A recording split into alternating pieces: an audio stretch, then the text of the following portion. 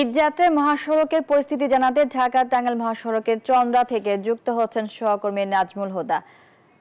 আর নাজমুল, মহাসড়কের সারাদিন তো যানবাহনের চাপ ছিল, এখন কি অবস্থা দেখতে পাচ্ছেন? এখনো কি যানজট আছে?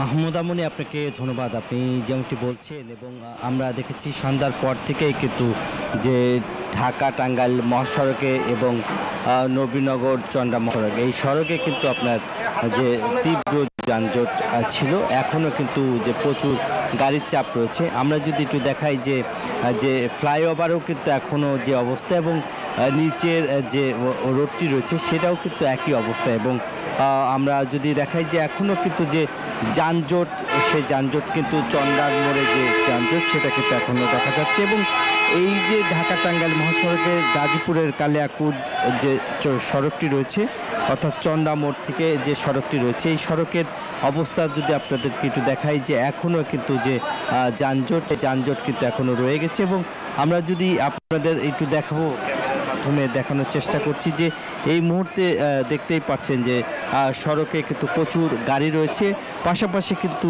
যে এখানকার লোকজনও কিন্তু যে যাত্রীরাও প্রচুর যাত্রী রয়েছে এবং সেই যাত্রীরা কিন্তু যে বলছে যে দীর্ঘ সময় ধরে তারা দাঁড়িয়ে আছে এবং পরিবহন সংকট রয়েছে, যার ফলে তারা যেতে পারছে না। অনেকেই কিন্তু সেই বিকাল থেকে অপেক্ষা করছে এবং ঘন্টার পর ঘন্টা অপেক্ষা করছে যে পরিবহনের আশায় রয়েছে। এবং রংপুর, দিনাজপুর, সৈয়দপুর এইসব এলাকার ভুড়িমারি এবং এইসব এলাকার যেসব যাত্রীরা তারা কিন্তু এখনও অপেক্ষা করছে। এখন আমরা যেটা দেখেছি যে ট্রাকে করে, মালবাহী ট্রাকে করেও, পণ্যবাহী ট্রাকেও কিন্তু তারা যাওয়ার চেষ্টা করছে। এবং তারপরেও যেহেতু বাড়ির থেকে বের হয়েছে, যেহেতু আজকে ছুটি পেয়েছে, গার্মেন্টসের ছুটি হওয়ার পরেই কিন্তু তারা বের হয়েছে এবং একই সঙ্গে কিন্তু পরিবারের সাথে ঈদ করতে তারা বের হয়েছে। এবং আমরা যতটুকু তাদের সাথে কথা বলেছি, তারা বলেছে যে সড়কে যে এখনও প্রচুর, দেখতেই পাচ্ছেন যে আমরা যতক্ষণ পর্যন্ত আপনার এখানে রয়েছে, আমরা দেখেছি যে এইভাবেই আসলে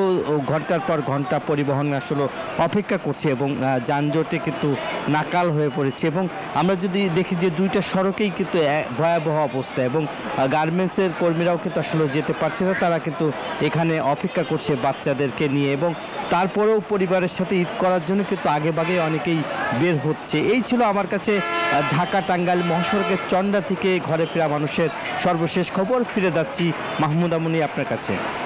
নাজমুল, আপনাকে ধন্যবাদ।